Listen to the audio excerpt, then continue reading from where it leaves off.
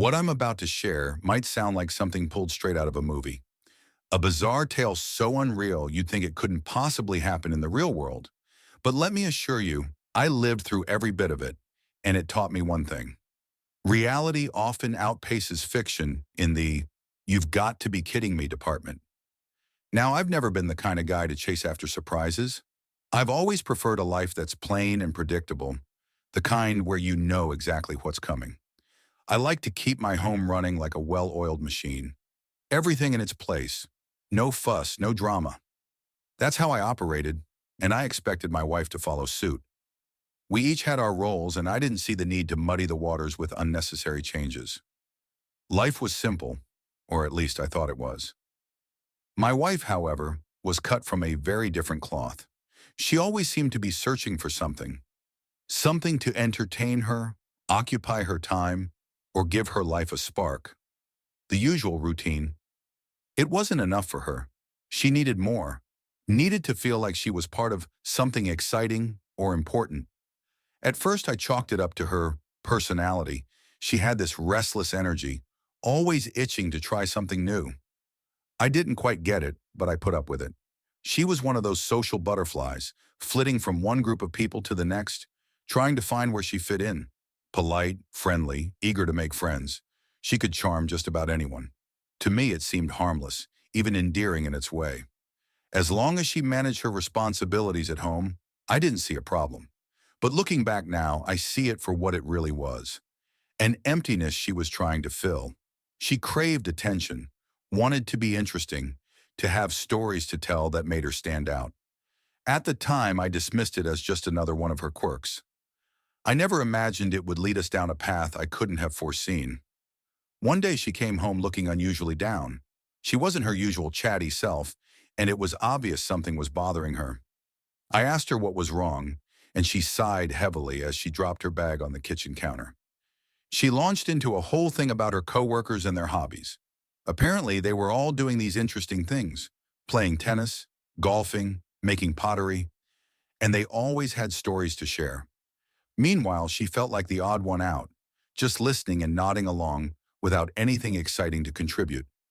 "I want to be the one with something to talk about for a change," she said, her voice tinged with frustration.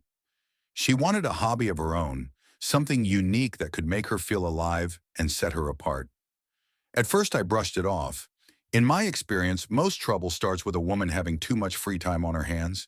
Still, she seemed genuinely upset, so I figured I'd humor her. I told her we'd look into a few ideas together, thinking it wouldn't hurt to entertain her for a while. Truth be told, I wasn't optimistic. I'd seen her pick up hobbies before, only to drop them just as quickly. But this time, she seemed more determined than usual. So I played along, suggesting we look into some options.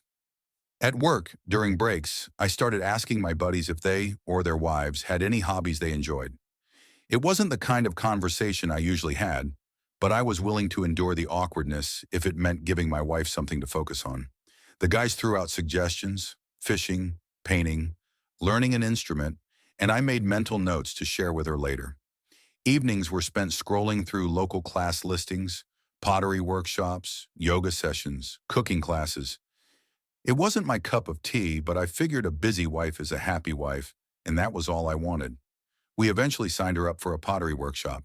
She came home after the first few sessions, raving about how calming it was to work with clay, even showing off a few pieces she'd made. For a few weeks, things seemed great. She was content, and I thought we'd finally found something that stuck. But, as I had halfway expected, her enthusiasm fizzled out. One evening she walked in, dropped her bag, and let out a long sigh. "Pottery's just not doing it for me," she said, looking as restless as ever. She admitted with a touch of exasperation that pottery felt like she was just following the crowd. Yet another thing anyone could do. What she craved was something more distinctive, something that would set her apart. At that moment, I knew we were back to square one. All the effort I'd put in so far had been for nothing, and we still hadn't found the elusive it she was chasing. Determined not to give up, I started tossing out new ideas. A painting class? Maybe some outdoor hiking clubs? She gave them a shot, just like she had before. At first, she came home with stories, full of enthusiasm about how great it all was. But inevitably, the novelty wore off. "It's just not it," she'd say with a sigh, and we were right back where we started. I was starting to lose patience. No matter what I suggested, nothing seemed to satisfy her. It was like chasing the wind, impossible to catch. But I refused to throw in the towel. In my mind, this could only go one of two ways. Either she'd eventually find what she was looking for, or she'd realize this whole quest for uniqueness was a waste of time. Either way, I was determined to see it through, if only to stop the endless stream of complaints. Unlike her, I'd never been one to obsess over hobbies. My idea of unwinding was straightforward: playing a few computer games with the guys, grabbing a beer at the bar, or catching a game on TV. I didn't need to impress anyone or make my life sound more interesting than it was. I was content with what I had, and the thought of chasing something to stand out had never crossed my mind. That just wasn't who I was. One evening, while scrolling mindlessly through TikTok to kill some time, I stumbled across a video that caught my eye. A woman was riding a horse to the tune of "Be My Lover." It was a flashy clip. The woman moved in perfect rhythm with the horse, the two of them gliding effortlessly in sync with the music. For a moment I paused, mesmerized by the confidence and grace on display. It struck me as something different, something special. Watching that video, a thought popped into my head. Maybe this is it. My wife had been desperate for something thrilling, unique, and attention-grabbing. Horseback riding checked all those boxes. It wasn't your run-of-the-mill hobby like tennis or pottery. It had an edge, a sense of adventure that might just be what she was looking for. When I brought it up to her, she lit up like a kid on Christmas morning. Her eyes widened, and she leaned in, hanging on to every word as I described the video. I told her about the woman's poise and the sheer exhilaration she seemed to radiate. My wife was instantly hooked. "That's exactly what I've been looking for," she exclaimed, her excitement bubbling over. She wasted no time diving into a search for horseback riding lessons nearby. For the first time in a while, it felt like we might be onto something. Within days, she had signed up for lessons, practically bursting with anticipation. She kept talking about how different this was from anything else she'd tried, and how she couldn't wait to wow her colleagues with stories about it. It was refreshing to see her so energized, even if I couldn't fully grasp the appeal myself. I'll admit, I wasn't convinced it would stick, but at least for now it seemed like horseback riding had the excitement and novelty she'd been yearning for. If nothing else, it was a welcome break from her restless moping. I figured, if this kept her happy and occupied, it was worth the effort. The day of her first lesson, I watched her leave the house with a spring in her step. I couldn't help but hope that maybe, just maybe, this would be the thing to finally settle her restless spirit. When she came back that evening, her excitement was almost contagious. She was absolutely glowing, her face lit up like the 4th of July. The second she walked through the door, she started talking a mile a minute, barely pausing for breath. She went on about how incredible it felt to ride the horse, the power of the animal beneath her, the thrill of the wind on her face, and the sense of freedom she'd never experienced before. "It's exactly what I needed," she said, her voice brimming with joy. For the first time, it seemed like we'd finally hit the mark. She came home one evening practically glowing, telling me how her colleagues reacted when she mentioned her new hobby. They were all impressed, calling horseback riding adventurous and bold, not like the run-of-the-mill hobbies most people pursued. She seemed genuinely thrilled, her smile stretched ear to ear. It was obvious she felt like she had finally found something that made her stand out, something that put her in the spotlight. "It feels good to be the one with the interesting story for a change," she said, her voice laced with pride. For weeks, horseback riding was the only thing she talked about. Every time she came back from a lesson, she couldn't wait to share every detail: how she was learning to command the horse, the new techniques the instructor taught her, and how she was bonding with the animal.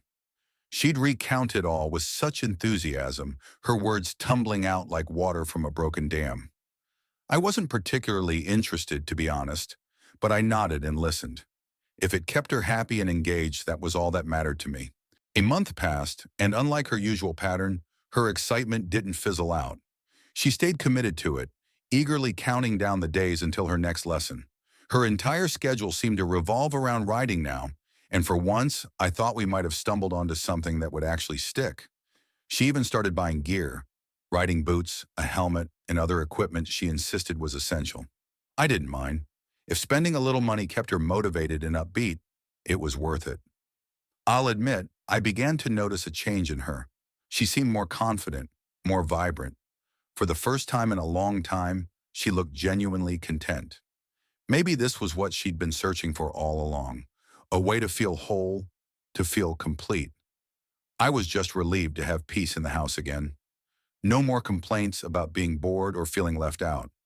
I didn't fully understand the thrill of riding, but I didn't need to.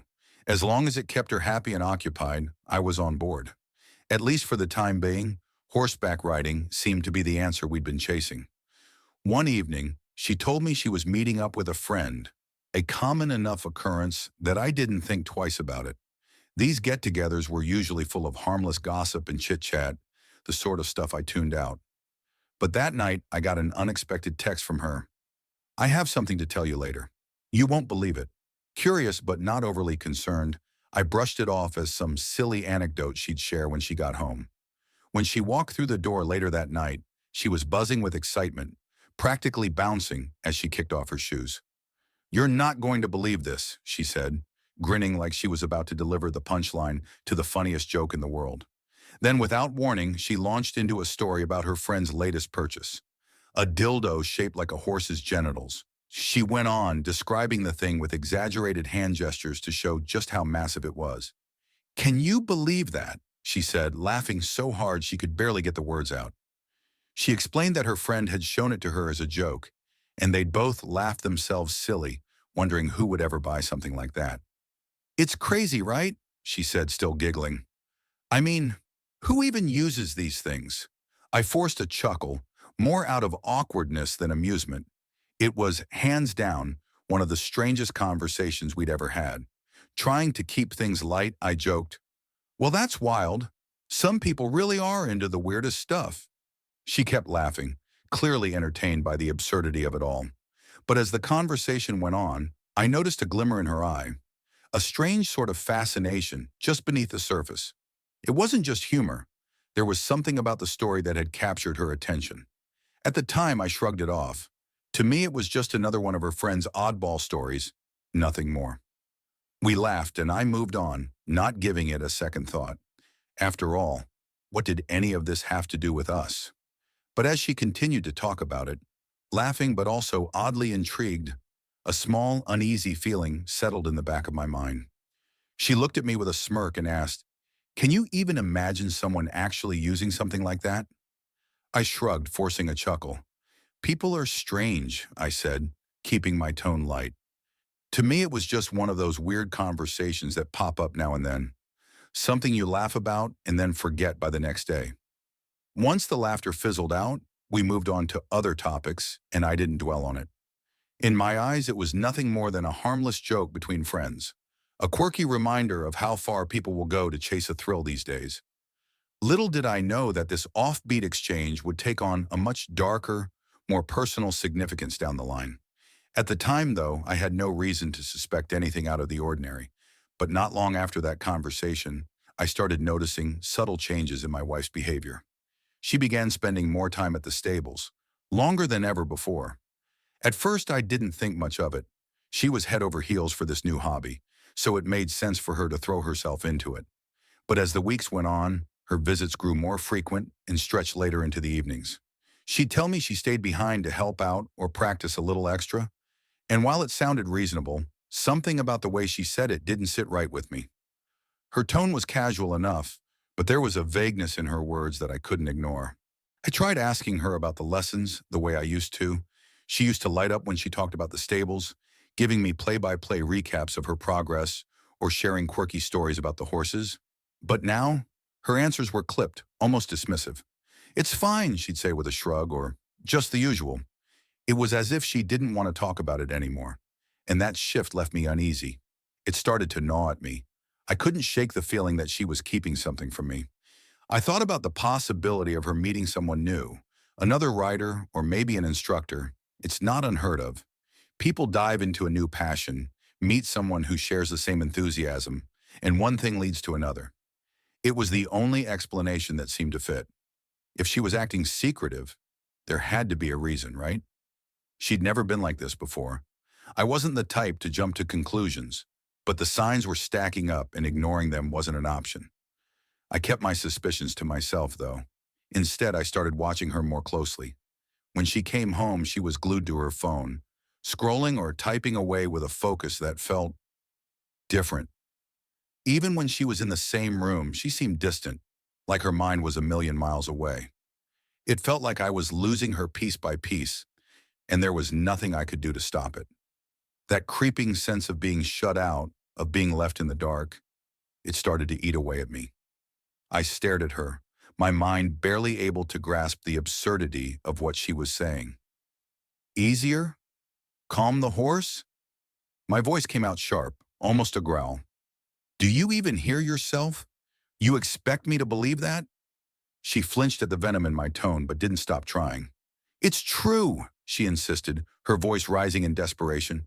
The instructor said it was part of a natural approach, something that works better with the animal's instincts. I couldn't believe what I was hearing. A natural approach? Do you even know how insane you sound right now? My hands were shaking, and I felt my pulse hammering in my ears. This isn't some misunderstanding, and you know it. She started to cry, her tears falling fast as she tried to bridge the unbridgeable. Please, you have to believe me. I was just trying to help. You don't understand. Don't you dare try to twist this. I cut her off, my voice loud enough to make her flinch again. I saw what you were doing. This isn't something you can explain away with some ridiculous excuse. Her sobs grew louder, but they only fueled my rage. I couldn't unsee what I'd seen, couldn't forget the vile, unnatural scene that was burned into my mind. And worse, I couldn't shake the betrayal that came with it. This isn't just about what you did out there, I said, my voice low and cold now. It's the lies, the hiding, the fact that you've been sneaking around, making me question everything I thought I knew about you. This thing you've been doing, it's sick, and it's unforgivable. She reached out toward me again, but I stepped back, holding up a hand to stop her. Don't, I said, my voice trembling with the effort to keep my composure. Don't touch me. Don't say another word. I don't want to hear it. For a moment, the room was silent except for her sobs and the sound of my own ragged breathing. I felt like the walls were closing in, the weight of everything crashing down on me all at once. Finally, I turned back to the bags I had been packing. You're leaving, I said, my tone flat and final. Tonight. I don't care where you go, but you're not staying here. Not after this. She didn't argue. Maybe she knew there was nothing she could say to change my mind, or maybe she was too ashamed to try. Either way, she watched in silence as I finished packing her things, her sobs the only sound in the room. When I was done, I stepped back and pointed to the door. Go, I said, barely able to look at her. And don't come back. Without another word, she grabbed the bags and left, her footsteps heavy and hesitant. When the door finally shut behind her, I sank onto the edge of the bed, my head in my hands. The house felt emptier than ever, but at least now I didn't have to share it with the person who had destroyed everything we'd built. Her desperate words only fueled my anger. For the horse's sake! Do you even hear yourself? I yelled, my voice trembling. Is that the best excuse you can come up with? You honestly expect me to believe this was some veterinary procedure? She kept nodding frantically, tears streaming down her face. It was. I swear. It's not what you think. Don't, I interrupted, my hands slicing through the air. Don't say another word. Do you even understand how twisted this is? How sick? You've crossed a line no sane person would even think about crossing. Her sobs grew louder, but I refused to let them sway me. You didn't just betray me, I continued, my voice raw with emotion. You made me question everything about us, about you. How am I supposed to look at you, let alone trust you, after this?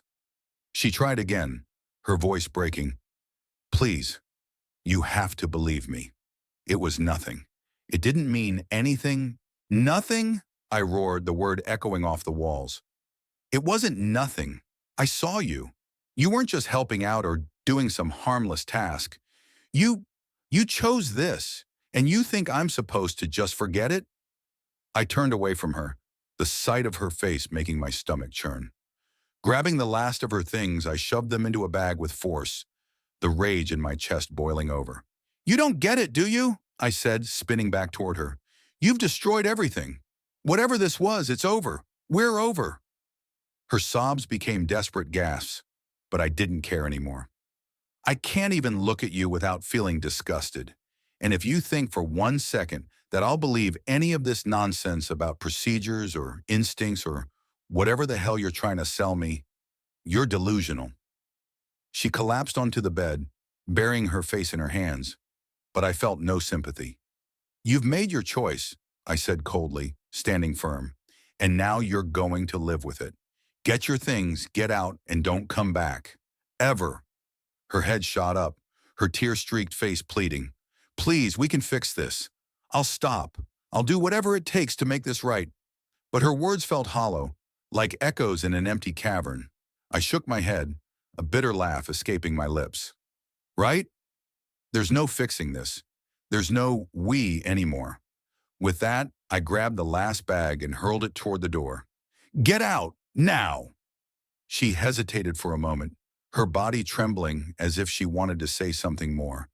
But whatever hope she had of salvaging this shattered when she saw the look in my eyes. Defeated, she picked up the bags, her movements slow and heavy, and walked toward the door. When it shut behind her, the silence that followed was deafening. I sank onto the couch, my head in my hands, trying to process what had just happened. There was no way to make sense of it, no way to erase the horrifying image burned into my memory. All I knew was that the life I thought I had was gone, torn apart by something I couldn't even begin to understand. Her excuses were like a slap in the face, empty words meant to cover up the gravity of what she'd done. That's your excuse? I snapped, my voice sharp with disbelief. You had to do this for the horse? And being naked was somehow necessary? Do you even hear yourself right now? She stood there, desperate, but every word she spoke only stoked the fire inside me. It was insulting, the way she tried to twist something so grotesque into innocence. At that moment, I couldn't stand to look at her, let alone listen to her. I don't want to hear any more lies, I said, my tone final. Pack your things and leave. Now. Her tears fell harder as she pleaded, trying to explain herself. Please, just listen. I can explain everything. But I was done. The trust was shattered, the betrayal too deep to forgive. You traded me for a horse, I said bitterly, shaking my head. Think about that. You gave up your marriage for this. It doesn't even make sense. The words tasted sour in my mouth, but they were the truth. With a final motion, I shoved her bags into her hands and pushed her toward the door. Please, she sobbed, turning back one last time. Let me explain. It's over, I said firmly, shutting the door behind her. You made your choice. As I stood there in the silence that followed, the house felt colder and emptier than ever before. Her footsteps faded into the distance, but the reality of what had happened lingered, heavy and suffocating. No matter how hard I tried to wrap my head around it, there was no logic, no explanation that could make it right. The divorce process was as cold and methodical as I expected it to be. Once I made it clear she wasn't welcome back, I contacted a lawyer the very next day. There was no point in dragging it out. There was nothing left to salvage. I'd seen enough. She tried to reach out a few times, sending messages asking if we could talk, but I ignored her. The damage was done, and I had no patience for more excuses or lies. My lawyer advised me to keep things straightforward and civil, and I agreed. The sooner it was over, the better. We filed for a no-fault divorce, and since we didn't have children, there were no custody battles to complicate things. The division of assets was quick and relatively painless. She'd already taken most of her belongings, and we settled on the house and our savings without much argument. It seemed like she wanted to end things quietly too, which was a small mercy in an otherwise humiliating ordeal. I never told anyone the full story, not friends, not colleagues, not even close family. I kept the details vague, saying we had simply grown apart. It was easier that way. I didn't need their pity or their shocked reactions. And as much as she had betrayed me, I didn't see the point in destroying her reputation. I hoped that one day she'd look back on her actions and understand the weight of her choices. After the divorce was finalized, I threw myself into rebuilding my life. Work became my sanctuary, and I leaned on friends to fill the empty spaces. I went out more, stayed busy, and avoided dwelling on the past. But there were moments, quiet nights or random flashes of memory, where the image of what I'd seen would come rushing back, bringing with it that familiar wave of disgust. Still, I reminded myself that she was no longer part of my life. That chapter was closed. From what I heard through mutual acquaintances, she moved to another part of the city and was trying to get her life together. I didn't ask for details and didn't want to know. We were done, and I intended to keep it that way. In the end, I knew I had made the right decision. Divorce allowed me to reclaim my life and move forward, even if it meant starting over. She had made her choice, and I had made mine. Maybe one day she'd reflect on what she'd done and learn from it. But for now, we were on separate paths, and I had no intention of looking back.